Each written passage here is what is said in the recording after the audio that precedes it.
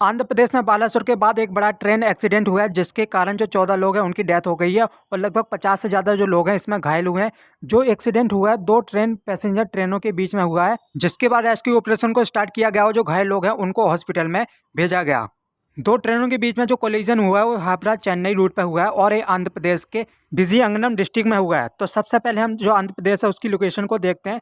तो ये साउथ में पड़ता है और ये जो कई सारे स्टेट है उसके साथ अपनी बाउंड्री को शेयर करता है, जिसमें उड़ीसा, तेलंगाना और तमिलनाडु इसमें शामिल हैं। तो आप ये देख सकते हैं आंध्र प्रदेश का मैप। तो आप इस मैप में विजयनगरम डिस्ट्रिक्ट को देख सकते हैं जहाँ पर दो ट्रेनों के बीच कोलिजन हुआ। तो आप सबने कवच सिस्टम के बारे में तो सुना ही होगा, तो लेकिन इन ट्रेनों के बीच में जो कवच सिस्टम है वो नहीं लगा था, जिसके कारण जो इंसिडेंट हुआ है। तो हम सबसे पहले बात करते हैं कि जो रेलवे स्टेशन होता है वहाँ पर दो लाइन होती है, एक तो अप लाइन होती है, एक डाउन लाइन होती है और दोनों लाइन के बीच में एक मिडिल लाइन भी होती है। तो जो प्लासा पैसेंजर ट्रेन है वो मिडिल लाइन पर चल रही थी और उसके बाद रायगढ़ पैसेंजर ट्रेन ओवरशॉट कर जाती है सिग्नल को और प्लासा पैसेंजर ट्रेन को पीछे से हिट करती है, जिसके कारण पूरी तरीके से डैमेज हो जाते हैं। तो हम बात करते हैं कवच सिस्टम है क्या।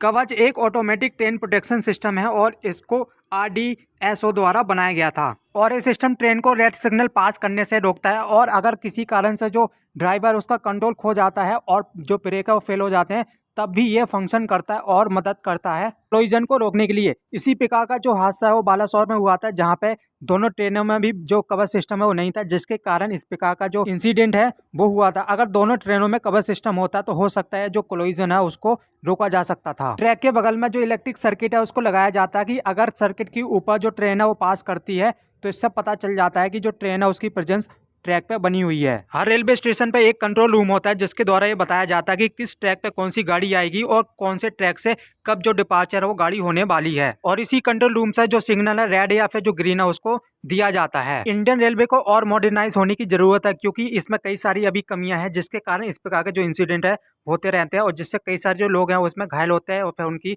जान जाती है। इंडियन रेलवे सिस्टम वर्ल्ड का सेकंड लार्जेस्ट रेलवे सिस्टम है और इसको कहीं ना कहीं जो मॉडर्नाइजेशन है उसकी जरूरत है। काफी हद तक जो इंडियन रेलवे है उसकी कंडीशन सुधरी है, जिसमें हम बात करते हैं जो वंदे भारत एक्सप्रेस है IRTC जैसी ट्रेनों को चलाता है और काफ़ी हद तक जो इंडियन रेलवे इलेक्ट्रिफिकेशन का जो वर्क है कंप्लीट कर लिया गया है। इंडियन रेलवे को जो मेट्रो सिस्टम उसकी तरह बनाना होगा क्योंकि जो मेट्रो सिस्टम इंडिया का बहुत ही अच्छा है और उसमें ना के बराबर जो इंसिडेंट हमें देखने को मिलते हैं। तो इसी प्रकार जो रेलवे सिस्टम है उसको भी बनाना होगा ताकि इस प्रकार का जो इंसिडेंट है उसको प्रिवेंट कर सके। वहीं हम बात करते हैं जापान हो गया, चाइना हो गया, वहाँ पर ना के बराबर जो रेलवे इंसिडेंट होते हैं हमें देखने को मिलते हैं और जापान का जो रेलवे सिस्टम है वर्ल्ड का सबसे अच्छा ये सेफ जो रेलवे सिस्टम है उसको माना जाता है क्योंकि वहाँ पे बहुत ही कम एक तो ट्रेन लेट होती है और वहाँ पे जो इंसिडेंट हमें देखने को मिलते हैं।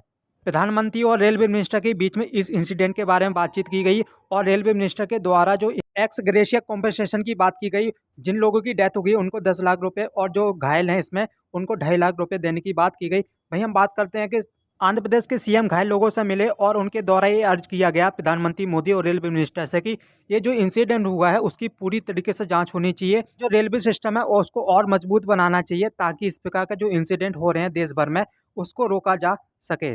इस ट्रेन इंसिडेंट का जो आरोपी है वो क्रू मेंबर को बताया जा रहा है क्योंकि जो रायगढ़ पैसेंजर ट्रेन है उसके जो क्रू मेंबर उनके द्वारा जो 2 सिग्नल है उसको तोड़ा गया, जिसके बाद ये इंसिडेंट हुआ है। तो कहीं ना कहीं अंदाजा लगाया जा रहा है कि उनकी गड़बड़ से ही जो ये इंसिडेंट है हुआ है और इसमें 2 लोको पायलट की डेथ हो जाती है जिसमें एक जूनियर लोको पायलट भी था।